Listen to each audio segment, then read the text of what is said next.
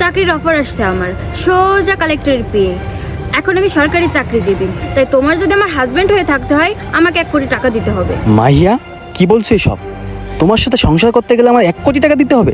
কারণ তোমার সঙ্গে যখন আমার বিয়ে হয়েছিল না, তখন আমার লাইফে অনেক স্ট্রাগল চলতেছিল। শুধু তুমি না, আমিও স্ট্রাগল করেছি।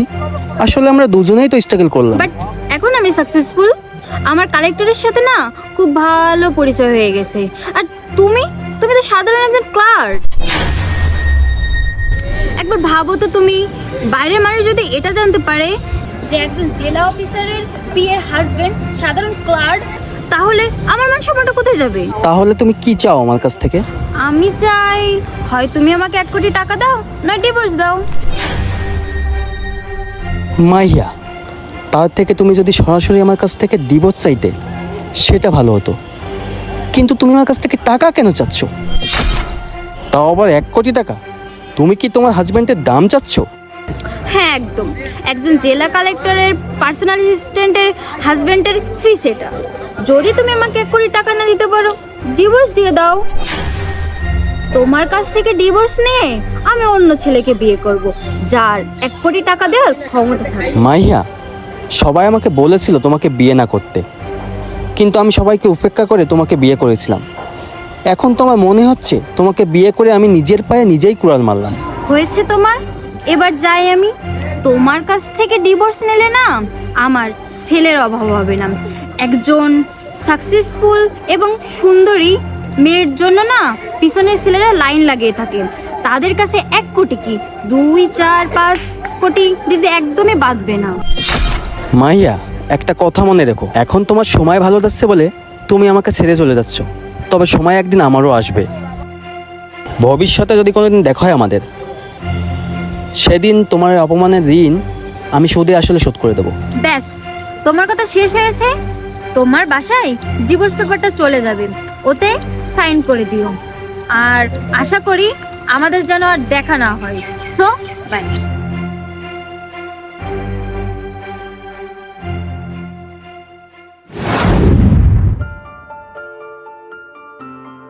ম্যাডাম আসসালামু আলাইকুম। ওয়ালাইকুম আসসালাম। ম্যাডাম, হ্যাঁ, কিছু বলবা? ম্যাডাম আপনাকে তো সাসপেন্ড করে দিয়েছে। কি? কেন? ম্যাডাম, আপনি এই 2 বছর যত অপকর্ম করছেন, যত খারাপ কাজ করছেন, নতুন কালেক্টর এসে আপনার সবগুলো প্রমাণ জোগাড় করে আপনাকে সাসপেন্ড করা হয়েছে। এখন আপনি তাড়াতাড়ি যেয়ে কালেক্টর স্যারের সাথে কথা বলুন। কি কি বলো? এখন আমি কি করব? আচ্ছা, এক্ষুনি গিয়ে আমি কথা বলতেছি। আচ্ছা, এতগুলো বছরে এত স্যারকে ম্যানেজ করলাম, আর এনাকে পারবো না? যাই গিয়ে কথা বলেই দেখি। Sir, may I come in? Yes, coming.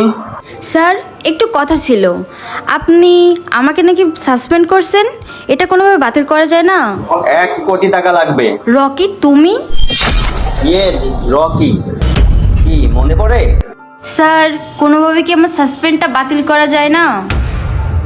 তাছাড়া এই সম্পর্কের বাইরেও তো আমাদের আলাদা একটা সম্পর্ক ছিল, সেই খাতিরে কোনোভাবে কি ক্যান্সেল করা যায় না? আমি কথা দিচ্ছি, নেক্সট টাইম এরকম ভুল আমি আর কখনো করব না। কখনোই না, আমি এটা কখনোই করতে পারবো না। অলরেডি আপনার নামে ওয়ারেন্ট জারি হয়ে গেছে, সুতরাং আপনি জেলে যাচ্ছেন। আর সম্পর্ক? কোন সম্পর্কের কথা বলছেন আপনি? যে সম্পর্কের দাম 1 কোটি টাকা, যে সম্পর্ক টিকিয়ে রাখার জন্য আমাকে 1 কোটি টাকা দিতে হতো, সে সম্পর্কের কথা বলছেন?